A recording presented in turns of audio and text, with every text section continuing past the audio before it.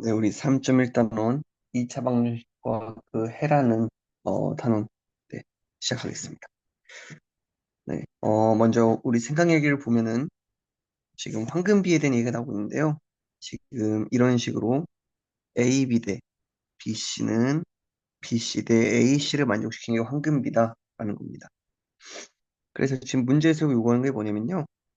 AB가 1, BC가 X일 때 이 황금비를 X에 관한 등식으로 나타내보자라고 하고 있습니다. 자, 그러면 AB 대 BC는 BC 대 A 더하기 C가 되니까요. X제곱은 1 더하기 X가 될 겁니다. 그래서 등식에 관한 식, 등식의 X에 관한 식으로 나타내보자 하면은 X제곱 빼기 X 빼기 1은 0입니다. 라는 결론을 낼 수 있겠죠. 이 내용이 우리가 이번 시간에 배울 내용이랑 어떤 관련인지 한번 보겠습니다. 우리가 이번 시간에 배울 내용은요. 2차 방정식입니다. 근데 우리가 지금 2차 방식의 이름을 자세히 봤을 때 사실은 작년에 배웠던 1차 방정식이 떠오르기도 합니다. 이름도 비슷하게 생겼으니까요. 우리 1차 방정식 잘 기억해 보면요. 사실은 뭐 이런 식이었죠. 사실은 x에 대한 1차식이 0입니다. 라는 게 우리가 작년에 배웠던 1차 방정식인데요.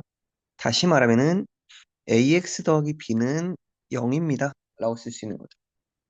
다만 이때 a는 0이 아니었습니다. a가 0이 되어버리면은 1차식이 안 돼버리니까 a는 0이 아니다 라는 조건이 필요한데요. 얘도 마찬가지입니다, 사실. x에 대한 그죠? 2차식이 0입니다 라고 할 수 있겠죠.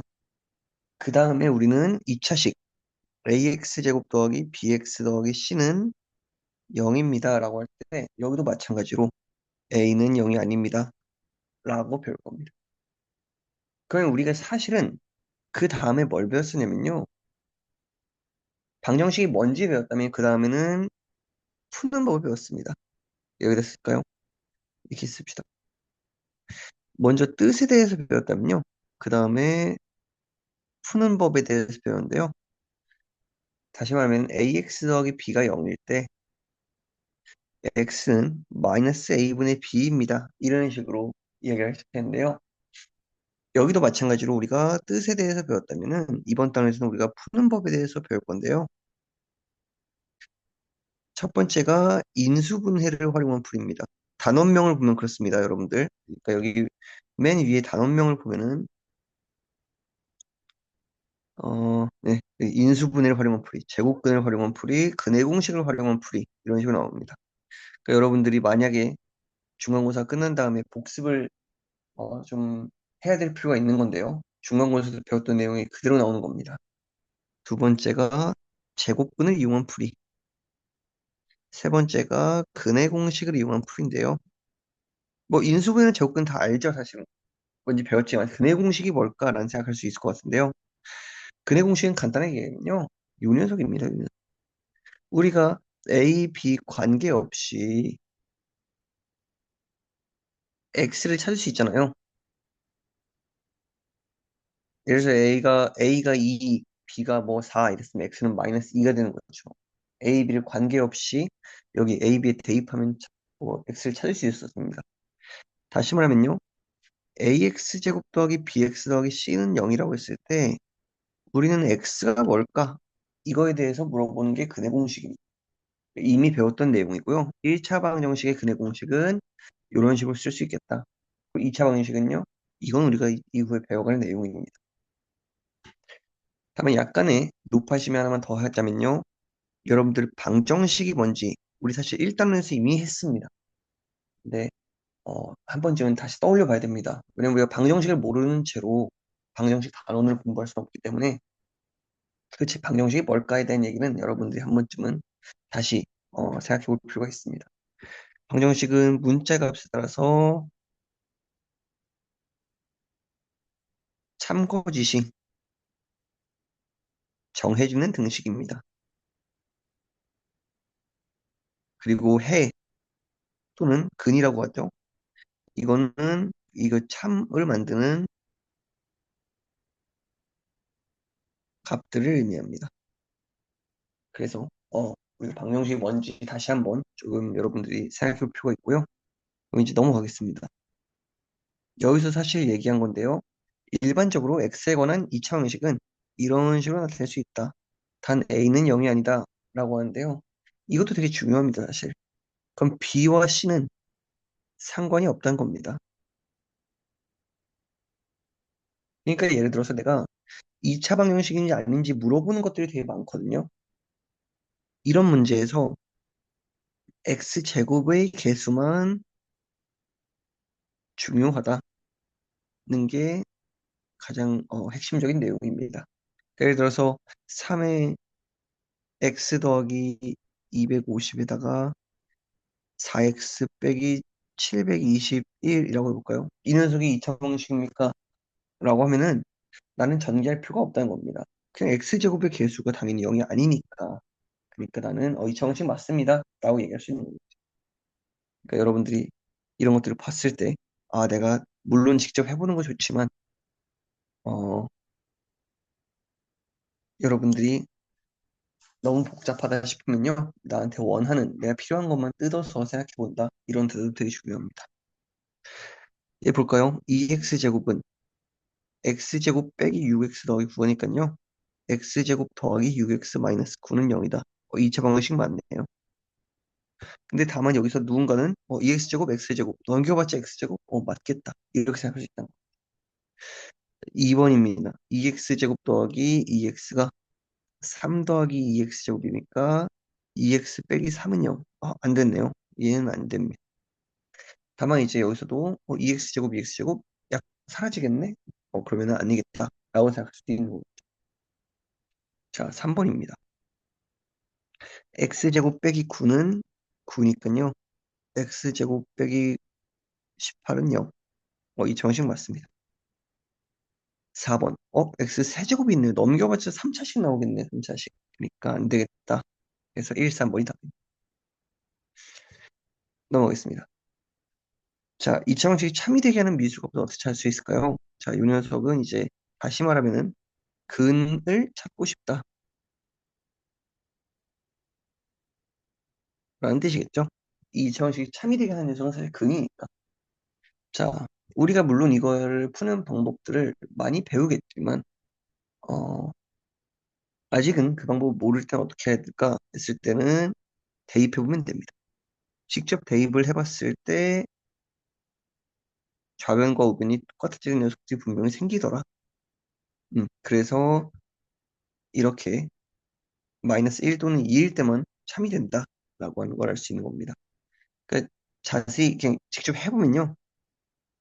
x제곱 빼기 x 빼기 2는 0입니다 라고 했을 때 마이너스 2, 마이너스 1, 0, 1, 2를 직접 넣어보겠다는 겁니다. 마이너스 2를 넣으면요. 4 더하기 2 빼기 2니까 안 되네요.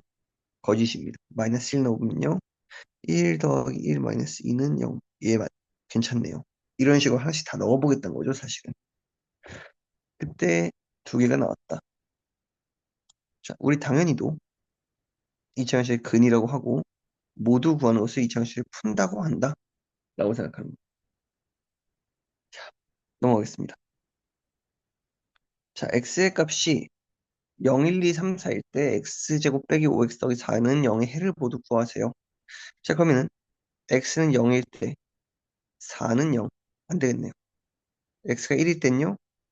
1 빼기 5 더하기 4는 0. 맞습니다.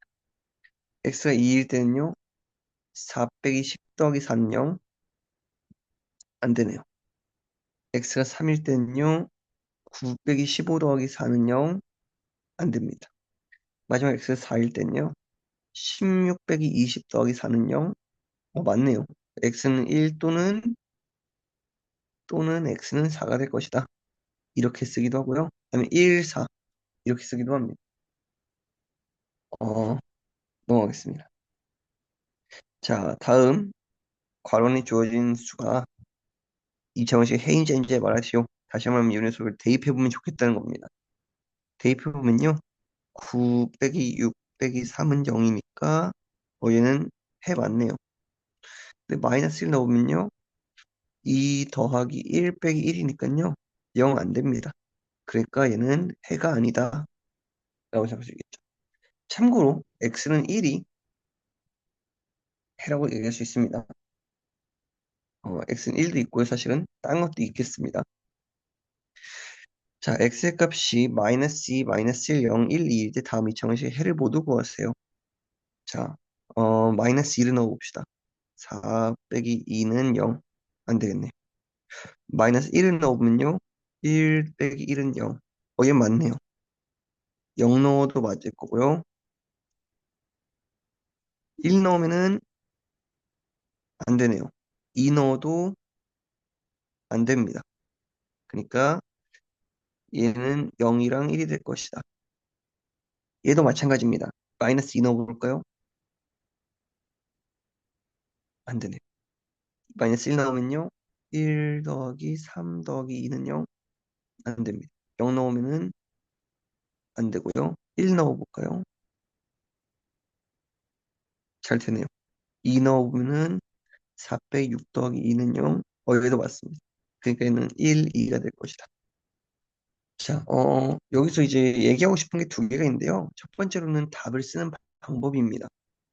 뭐냐면, 여러분들 중에, x는 1 또는 x는 4라고 하는데, 정확한 표현은 정말 이렇게 쓰는 게 제일 정확합니다. 이렇게 쓰는 친구들이 있는데요. 사실, 어, 약간 관습적으로 이렇게 안 씁니다. 왜냐면은 보통 컴마는 그리고의 의미를 담는 경우가 많은데, 그렇죠? 근데 x는 1, 그리고 x는 4 하면은 1과 4를 동시에만 적는다. 보통 이렇게 해석될 여지가 있기 때문에 그냥 이렇게 쓰는 경우가 되게 많습니다. 다만 이렇게 한다 해서 의도를 모르진 않을 것 같은데요. 관습적으로는 교과서에서는 이런 걸 채택하고 있다. 근데 해를 구하라 했을 때 1랑 1도 해고 4도 해니까 그러니까 우리가 어, 보통 이렇게도 많이 써도 괜찮습니다. 그러니까 이런 오류가 왜 생기냐면요. 우리가 그리고라는 의미가 수학에서와 일상에서 굉장히 좀 다르기 때문에 이런 오해가 생깁니다. 수학에서의 그리고의 의미, 그리고 일상에서의 그리고의 의미가 약간은 다릅니다. 그건 뭐 나중에 차차 시간이 되면 얘기해 볼 수 있도록 하고요. 두 번째로 해보고 싶은 얘기는요. 사실 여러분들이 이전 단원의 그 공부가 좀 많이 철저하게 잘 돼 있었다면요. 지금 문제 풀면서 뭔가 느끼는 점이 있었어야 됩니다. 뭐냐면은 요 녀석, 요 2차식 뭔가 좀 익숙하죠, 사실. 위로 볼까요? 위에 놓고 밑에 여기 요 2차식 얘나 얘도 그렇습니다. 전부 다 사실은 우리가 해보면 알겠지만 인수분해가 가능합니다. 그러면 나는 인수분해를 한번 해보는 것도 여러분들이 혼자 공부하고 있으니까 한 번쯤은 해보는 것도 굉장히 좋을 것 같습니다. 그러니까 우리가 이 단원이 인수분해를 활용한 풀이였죠.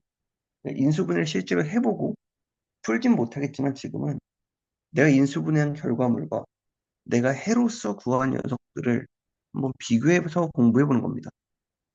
그럼 뭔가 연관성 있지 않을까요? 인수분해를 이용해서 푸는 풀이와 내가 그냥 인수분해 해보고 해랑 비교해보는 것. 그 두 개는 좀 많이 유의미한 탐구일 것 같아서요. 한번 해보는 걸 추천합니다. 네, 고생 많았고요. 우리 그 스스로 계력에서 다시 찾아보도록 하겠습니다. 네, 고생 많았습니다.